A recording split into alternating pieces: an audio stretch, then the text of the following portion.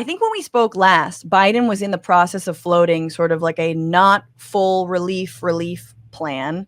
And that got struck down by the Supreme Court in July when they had sort of they're back in session, but the sort of like, session of terror, and student loan debt relief was one of the things that they were like, no, that's illegal because one person and or private entity, stands to lose money. Even though these are federal loans that we're talking about, but then Biden fought back and has this new SAVE plan. And it's called Saving on a Valuable Education. Stop me if any of this is not correct, but I believe borrower payments are capped at 5% of discretionary income instead of 10%. If you're a single borrower making $15 an hour, you owe nothing. Couples making less than $60K a year owe nothing, which is good. After 20 to 25 years, on the SAVE plan, all remaining debt is basically forgiven if it hasn't been fully repaid, and also interest won't accrue, and like unpaid interest won't accrue. Now, I'm not sure if that's unpaid interest from before or interest starting in now in general. What am I missing from this new attempt here? Yeah, so that's somewhat true, and there's some caveats. Look, the Supreme Court struck down student debt relief, and the Biden administration announced a round two at trying to deliver relief, which is actually sort of two-pronged. So one is the SAVE plan, which is basically a new version of an income-driven repayment plan. Income-driven repayment plans, or IDR for short, are always broken. They usually never work. Mm-hmm. And so this is another reiteration of that. Why say that? So the whole premise is to basically get as much money as you can from people in a way that's sort of deemed accessible or acceptable. What happens is you have to apply to get in the program to begin with, right? And so that creates a barrier for people who don't even know to apply. And then the servicers just suck. And so they tell people the wrong information. They are enrolling people in the wrong plans. And then the premise of income-driven repayment sometimes can be really broken. So for example, the SAVE plan is basically, says you have to make this payment based off of your discretionary income. Well, the formula that is designed for that discretionary income, for example, doesn't take into account childcare. Right. And so there's all those different types of things. That's pretty huge. I thought this was like movie money, you know what I mean? Or like weed money, Yeah, that's sort of how they think it. Childcare seems kind of fundamental. I would think it's important. Another thing is those payments cuts in half from 10% of your discretionary income to 5%. That doesn't actually take effect until July of 2024. So that's important for people to know. A lot of people are expecting, my payment will be cut in half. Yeah, next summer. The other thing is a lot of these things don't apply to your graduate loans. So a lot of this is built for undergrad loans. So if you went to grad school to be a teacher, social worker, nurse, anything you went to grad school for, a lot of those loans don't apply. So it's going to be wild because of how important it is to relieve those folks specifically. So right. Yeah, that's that. I don't know why that makes no sense. But anyway, keep going. Yeah. No, there's a lot of things in here that don't make sense. That's the point. So, the plan will be great for some people, right? If you're making minimum wage, if you are a family under that 60K income threshold, et cetera, if your interest is paused, that's really good for you. The people who that doesn't apply for, it's not great for them. And the second part of this prong that Biden announced is another attempt at relief. It's just on a very, very slow pace. So rather than issue an executive order, the Biden administration has announced a rule. A rule has to go through a rule-making process, which takes like a year. So basically, there's a committee of like a dozen people who get together and hash it out over what they think the rule should be. and then hopefully it gets implemented whenever they may or may not come to a consensus sometime next year, maybe in the late spring, maybe even the summer. So there's a chance that that amount could be, 10K or 20K, could be lower, could be higher. We're sort of starting no from means testing just across the board, just like a chunk for everybody. Who knows? It's what they come with. So, we know that there are great people on this committee. I know, someone from the NAACP is on there. I know someone who used to organize people who were defrauded by for-profit colleges is on this committee. But it's also the Department of Education, right? And in a lot of ways, they sort of have the last call. So there's a chance that relief comes. It's just not going to come at a fast timeline for sure. So we've got this SAVE plan, which might help some people. And then lastly, we also have this on-ramp. So I know a lot of folks who are going to basically do this, which is the federal government says, if you miss a student debt payment, your interest is going to accrue. But from starting now until October of next year, if you miss a payment, you will not have a ding on your credit. You won't fall into default. You won't become delinquent. Sure. Your interest will accrue. You won't be eligible for public service loan forgiveness. But if you want to take 12 months to just sort of sit, you could do that. So people are in like sort of dire situations, as a lot of people are. And I just can't. Yeah. So, John Marco, you got all that? That's obviously you memorized all that. My question is, because I went to college for musical theater, and is there any program to help finally get me on Broadway? It's been about 15 years since I graduated, and So I'm actually going as soon as this is over, I'm going to text a reporter and say, you should ask the Department of Education to come up with a plan for people who went to school for musical theater. Maybe it'll go somewhere. Listen, there's more and more of us coming. Get ready. We're gonna be a big share of the voting block. Well, someone needs to make musicals about student loans. But you understand why? I mean, SCOTUS is basically like musical theater gave us Lin-Manuel Miranda, who is woke and like made American history woke. Ergo, I mean, abolish. Sure, but Mike Pence still saw Hamilton, so we still entertaining everybody. He totally liked it too. But okay, look, I do want to say, like, first of all, it sounds incredibly confusing. I think that your first point is a really important point, that that the institutions don't know how to implement it. Different, like debt collectors and financial, I guess they would, the debt collectors and the companies don't know how this is all being implemented, how it's working. Borrowers don't know how it's working and how to apply and if they qualify. So that is really confusing.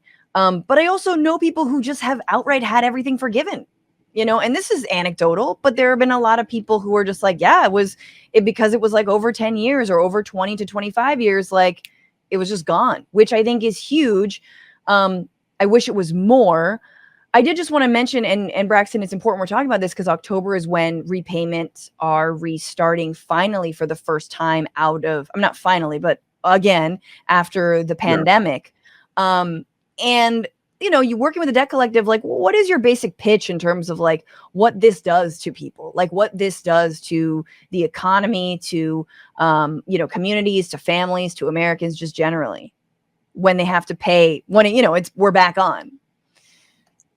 Yeah, so the Department of Education is doing literally something that's kind of never been done before.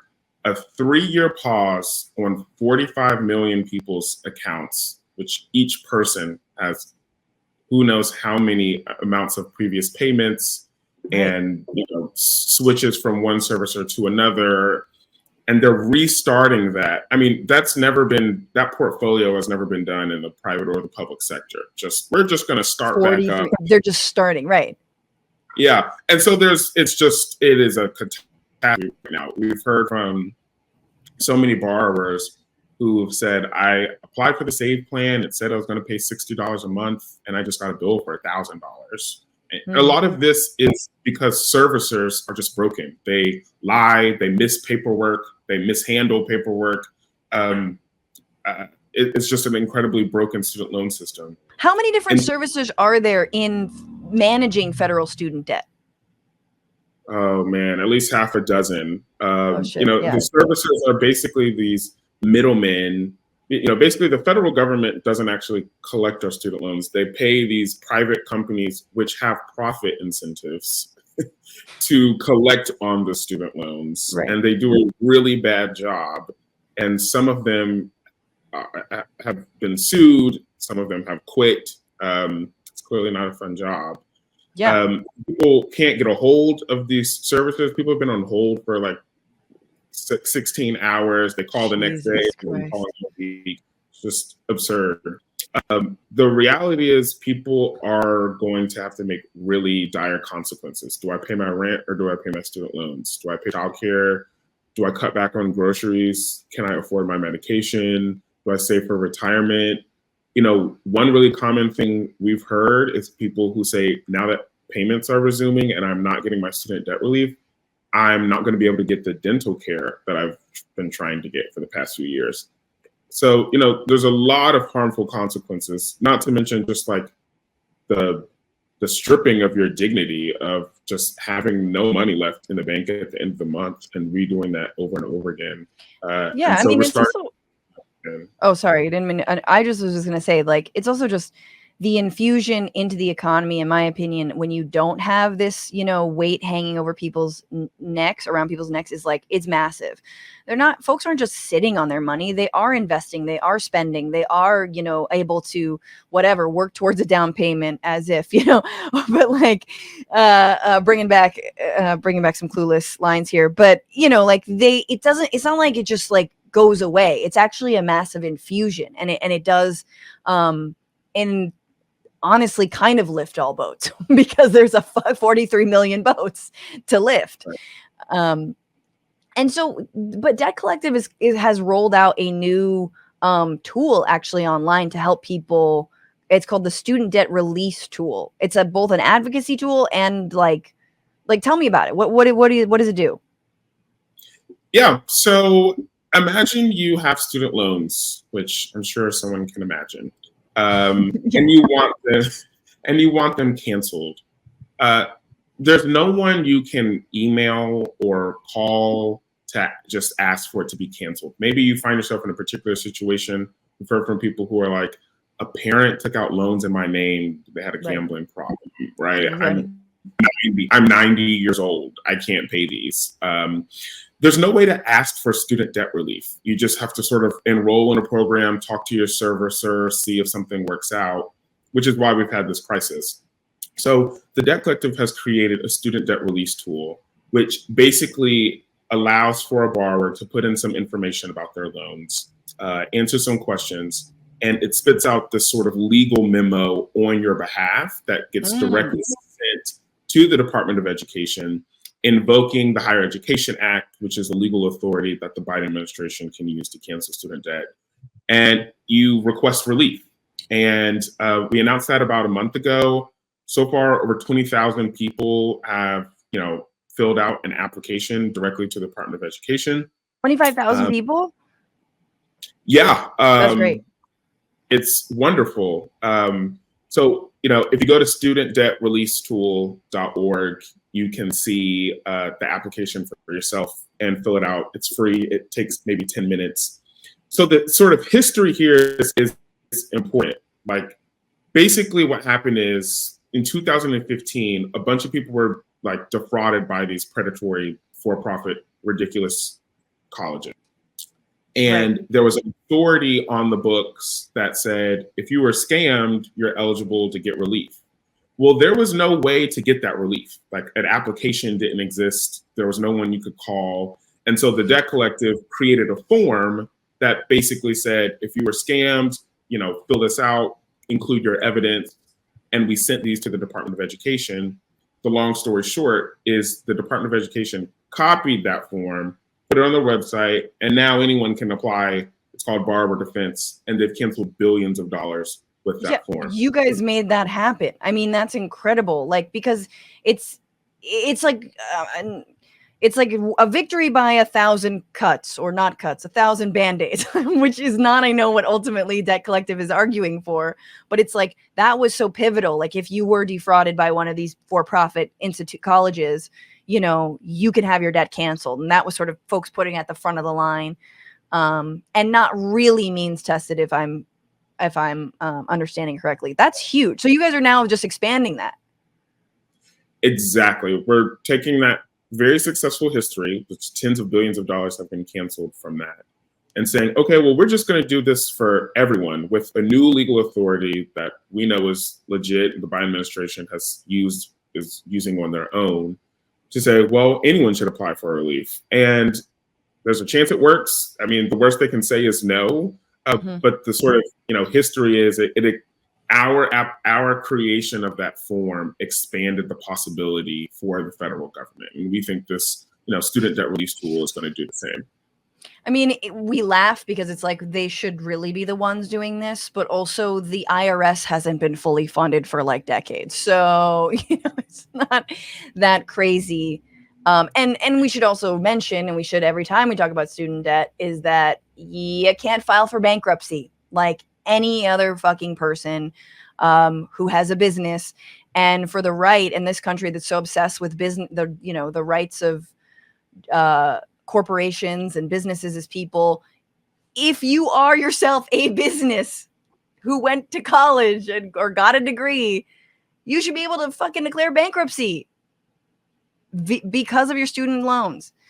Anyway, that's still. Well, we just canceled like $800 billion worth of PPP loans. So I know people, I know they get what debt relief is like. I know they get it. But those people were rich and stormed the Capitol. That was my favorite piece. Probably my favorite news story of the last, like since Jan 6 or since the pandemic, was realizing how many militias got PPP loans.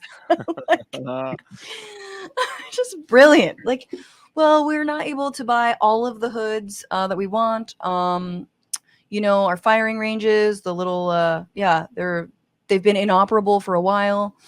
John Marco, any questions? I think we're not fixed it, but we're closer to it.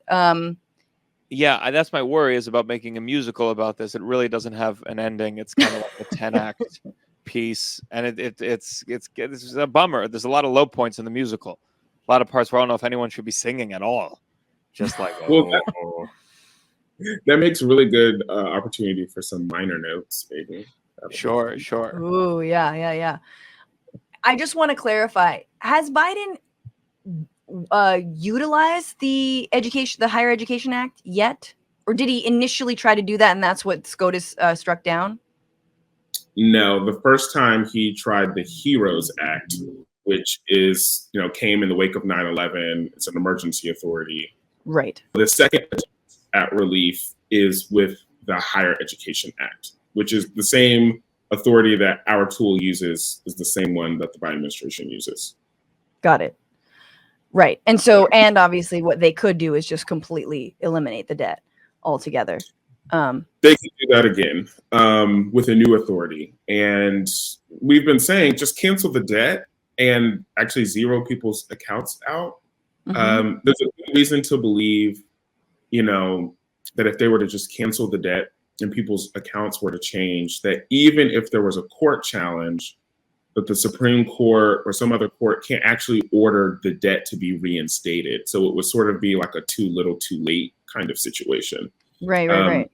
The name of the game here is really speed. Like, do it fast and do it now, and to sort of invoke an unfortunate scenario just so like people can get it. Like when Donald Trump used executive order to stop Muslim countries from coming into the United States, which is incredibly unconstitutional and wrong. He didn't like announce it and say this is going to go into effect in 50 days. He just did it, right? Like people were getting to the airport and not being allowed to get off the plane. So that type of like speed, I think some people are like, oh, he can't just like do it that fast. It's like, yes, you can issue an executive order very quickly, order people to cancel the debt, do a court battle later, you know. But then how would you pretend like you fought rather than giving the Supreme Court and the entire right-wing apparatus lots of time to develop their cases and throw up some random dude who's like, well, I paid my student debt lawsuit, you know, like it's, yeah, I mean, I'm not saying they do it on purpose, but it is just sort of, I mean, it's the same thing with the, you know, lowering prescription drugs for Medicare, right? It's like they're not doing it until 2024. And it's like all the fucking big pharma companies are suing the Biden administration. Let's hope it goes through, but I would not be surprised if they walk that back as well. Anyway, it seems like the Biden administration is doing their own like 10-act musical, honestly. For sure. That is exactly what this is. And Lynn is right there beside them. What's going on, Frantifa? If you haven't already, subscribe to this channel right now. Hit that button. And also, you can become a patron and support the show every single week. Get access to bonus episodes and exclusive merchandise. Patreon.com/Bitchuation Room. Do it.